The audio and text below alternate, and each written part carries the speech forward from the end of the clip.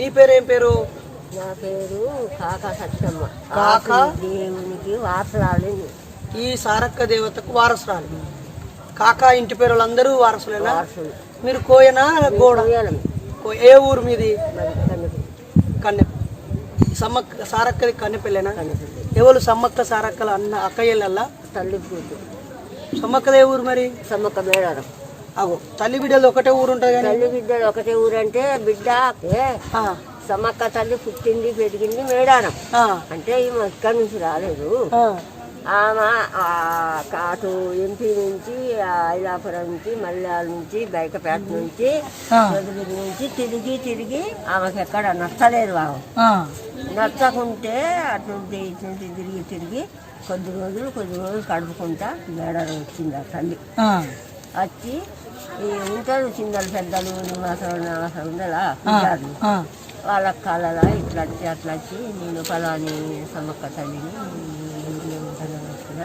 నన్ను ఉంటుంది, మరి నాకేమన్నా దర్శనానికి నేనేం అడగగానే కొబ్బరికాయలు పువ్వులు ఏట పంది పువ్వు పెద్ద ఏట పంది కావాలా అట్లంటే ఆవు కావాలి అవన్నీ పెట్టి వెళ్ళుకుంటు నువ్వేమన్నా నేను బాగు చేస్తా కానీ చెడగొట్ట అని చెప్పిందట శ్రీనివాసం పూజారి. చెప్పి మరి నువ్వు ఏడున్నావు తెల్లంటే నేను పలాని గుట్ట మీద ఉన్నా, ఆ గుట్ట కాడికి బుధవారం రండి నేను మరపడతాను అంటే ఇక పూజారులు వాళ్ళు ఇక చిన్నలు పెద్దలు మాట్లాడుతుంది. ఇక అందరు కలిసి మరి ఆ తల్లి ఏడున్నది ఇక పసుపు తల్లి తానమాడి పసుపు కోడి కొబ్బరికాయ మనకున్నది పట్టుకొని పోయిందట. పోతే ఒక నల్లినారు చెట్టు కింద బండారు చెట్టు కింద ఒక బండ పరుపు ఉందట. ఆ పరుపు పైన కూర్చోందట చిన్న పిల్లలు. ఆడ 2 పులులు ఉన్నాయట. పులులు ఉన్నాయి కాపల ఆమెకు. అయితే ఒక పులి పాలిస్తుందట. ఎవలకు? పులి పిల్లకు. ఒక పులి కాపలు ఉన్నాయట. ఈ పాప వీళ్ళు ఒకటే ఉయ్యాలయ్యి ఉయ్యాట్లా ఏడుస్తాను చావకాయలు ఏడుస్తా అంటే అడిగిందట. పోయి ఇట్లా వచ్చినంత నువ్వు దేవతని తెలియదు దెయ్యం తెలియదు మరి ఏం చేసేదని తెలియదు అని చెప్పిందట. చెప్తే ఆమె నేను దెయ్యాన్ని గాను భూతాన్ని గాను నేను ఒక సమ్మక్క తల్లిని దేవతని అడిగిస్తున్నా అని చెప్పిందట. చెప్తే ఇక అప్పుడు పూజారులు ఆమె తలాచరించి ఆ తల్లికి కొబ్బరికాయలు కొంచెం పెట్టి దిగొచ్చింది. అంటే సమ్మక్క వాళ్ళ అవ్వయ్య ఎక్కడ? అవ్వయ్య ఇక్కడ కాదు, ఆవుపల్లి బిజాపూర్ అటు మహారాష్ట్రలో.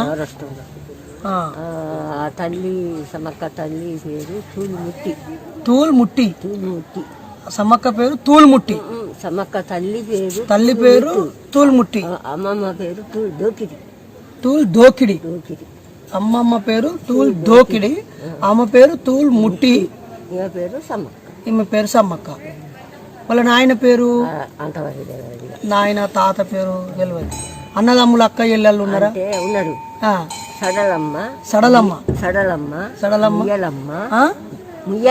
ముయ్యలమ్మ, దారెల్లి, కాకా భీమరాజు, అడ్మరాజు,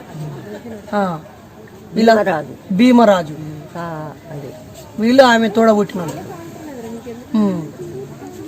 ఈమె సారమ్మ తల్లి సమ్మక్క. అర్థం కాలేదు నాకు. ఇప్పుడు సమ్మక్కకు పడింది రాదు భర్త అక్కడ ఉంది ఆ బిడ్డ. అయితే మేడారం వచ్చినాక అప్పుడు మేడారం కోయోలు అడవికి పోయినరాట. అడవికి పోతే అక్కడికి ఒక పూజారికి తెలుసు కానీ ఎవరికి తెలియదు.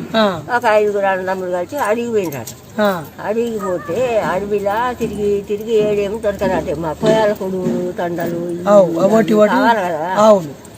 ఆవులు కాదు ఉడువులు అని ఉంటాయి, మన దుప్పులు మేకాలు అవి పందులు ఉంటాయి కదా. తిరుక్కుంటా పోతే ఆడేమి దొరకలేదు. దొరకక మెల్లగా గుంపు అయితే అంటే గుట్ట దొనకు పోయిందట. కొబ్బరికాయ చాలా కొట్టాలి. గుట్ట చెట్టు కింద పండుకున్నదట చిన్న పాప. పండుకుంటే అందులో ఒక అబ్బాయి పిల్లలు లేరట. 5 అన్నదమ్ములు వాళ్ళే. అయితే పిల్లలు లేకుండా అటు పోయిందట. పెట్టింది దేనికి అక్కడ పోయిందట. పోయేసరికి పాప ఏడుస్తుంటే 2 పువ్వులు అక్కడే ఉంది వెళ్ళిపోగానే అప్పుడు చిన్న పెద్దన్నా మరి మీకు 4 పిల్లలు ఉన్నారు కదా, నాకు పిల్లలు లేదు, ఈ పాప ఏ పాప అయినా కానీ నేను సాదుకుంటా అని మళ్ళీ వాక్కు దిగి కలిపి తానమాడి తువాడ తీసుకుంటా. ఆ తువాడ పాపని ఎత్తుకొని మళ్ళీ వచ్చింది. అప్పుడు మేడారా నేను లేదు, అన్ని కంక గుడిసెలు, అన్ని గుడిసెలు అడిగి చెట్లు అవి అన్ని నీడ కూడా పెద్ద పువ్వు ఉండేది. అయితే ఇక నుంచి పాపని తీసుకున్నప్పుడు ఇక ఆడ ఉంటుంది కదా, ఉన్నవా ఇవాళ మనకు సంతానం తెచ్చిన అంటే అడిగిన నీకేం సంతానం తెచ్చింది అంటే మరి ఎక్కడి నుంచో ఏ తల్లో ఒక పిల్ల దొరికింది మనం దాడుకుందాం ఇక అనగానే అప్పుడు ఆ పాపకు తాళం పూసి తువారతో దూడిసి కాగానే వెంబడే తుంగి తీయాలన్నారు. పాప దేవస్థానం కదా, వెంబడి ఆవిడే అలానే పరిస్థితులు అదే ఆమెకు భయం వేస్తుంది కానీ నాకు భయం లేదు తెచ్చింది. అయితే కాగానే ఆ పాపకు చూసి ఫోటో వేసి బొట్టు పెట్టి కాటుక పెట్టి ఉయ్యాట్లేసింది. ఇక అప్పుడే ఏం పాట పాడతాం అని భర్త అంటే అప్పుడే అవ్వ సమ్మక్క తల్లి సరక్క తల్లి అని పాట పాడింది. పాట పడటానికి పప్పు పప్పు నవ్వుతే పడాలు పడతా ముత్యాలు పడతాను. అప్పుడే పాప పెద్ద అవి అప్పుడు లక్కాయ కూరలతో చీపులతో మన కోళ్ళతో అడ్లు పెంచినట్టు ముగ్గు వేసినట్టు అన్నీ చేస్తాను అట్టుగా చేస్తా అంటే ఆ ఎరకల గుడిసెపోయి తెల్లాడతాక బిల్డింగ్ ఎరుకల గుడిసెపోయి అంటే కంక గుడిసెపోయి బిల్డింగ్ అయింది. అబ్బా ఇంకేం లేదు తెల్లారలేతే 1 కిలో బియ్యం కొడతా రావాలి కదా, ఏంటి ఇంత పరిస్థితి ఏంటని నువ్వు నేను పోవా. అవును పోయేతాలకి మొత్తం అన్ని అగ్రమెంట్ మొత్తం దేవస్థానానికి ఎట్లుంది అర్థం కదా. ఇక ఉన్నాగానే అప్పుడు సమ్మక్క తల్లి మనం వేడుకోవాలి, మన దేవస్థానం చేసుకోవాలి, మన వార్తలకు ఉండాలి. అప్పుడు మేడాడుకోలు పవిత్రరాజుని పూనుగొండ పూనుగొండ నుంచి పవిత్రరాజు వచ్చి సమ్మక్క తల్లి ఇక్కడ లగ్గం ఆడి. వాళ్ళకి ఏమైనా పిల్లలు ఇలా కొడుకులు బిడ్డలు పుట్టిరా? వరకు పగిడిద్దరాజుకు రాజుకు సారలమ్మ ఒక్క బిడ్డ, సంపన్న కొడుకు వాగు ఇద్దరే.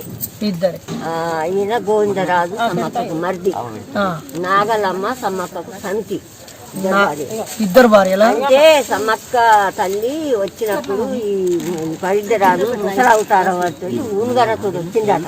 ఇక మెచ్చదా వస్తే ఇక అందరు పిల్లలు పెద్దలు కూర్చొని మాట్లాడి పెళ్లి సంబంధాలు మాట్లాడి ఆక్రమిస్తారు కదా. అప్పుడు సమ్మక్క తల్లి చూస్తే ఈయనకు ఇందమా అని ఏదో పుండు అది ఉన్నదట. ఉంటే అది నేను చేసుకుంటానా అని సమ్మక్క కలుగుతాబోతాను అద్దరు పోతా అంటే అప్పుడు నాగలమ్మ చెల్లెని అచ్చిన పెద్దలు కూర్చుంటారా మళ్ళీ చెల్లెని తయారు చేసి పొలి మీద కూర్చొని పోయి తిరిగి చూసింది. తిరిగి చూస్తే రాజే ఈమెను అట్లా చేయాలని చేసింది. మళ్ళా తిరిగి వచ్చి అదే చేతం కొడితే పైడిరాజు కొడితే ఒక కన్ను పైడిరాజు కన్ను పోయింది.